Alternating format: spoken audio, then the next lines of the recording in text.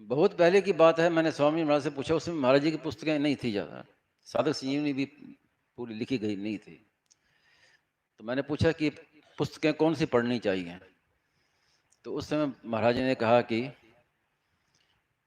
रामकृष्ण परमहंस की पुस्तकें पढ़नी चाहिए। उस समय ये की बात कही।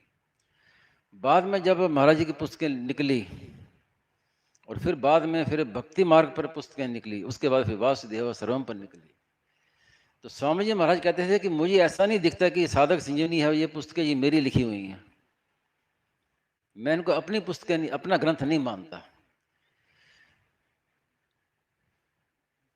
ये सब लिखवाई है, लिखी हैं, ये सब भगवान की कृपा, भगवान के द्वारा ही है महाराज।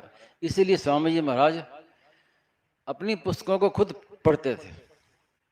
आप सबने देखा ही होगा उन जो पुस्तकें महाराज की, जैसे मानव मात्र कल्याण के लिए और पुस्तकें आती थी, तो उनको बड़े अक्षरों में करा देते थे। तो महाराज जी, मैंने कई बार देखा, जब देखा तो वही पढ़ रहे हैं, और ऐसे पढ़ रहे हैं कि महाराज जी बोलते कि बड़ी मार्मिक बात है, बहुत अच्छी बात लिखी है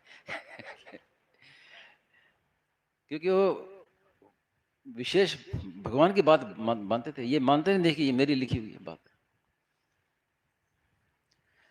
तो ऐसी पुस्तकें भी सुदुर्लभ है।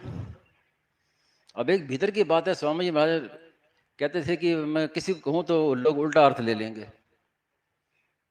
संकोच होता है, इसलिए मैं कहता नहीं, लेकिन एकांत में बात मेरे से कही, और ब्रह्मचारी जी से भी एक बार बात कही कि मेरी पुस्तकों से जो लाभ है लोगों का इस समय, वो अन्य किसी पुस्तक से लाभ नहीं होगा।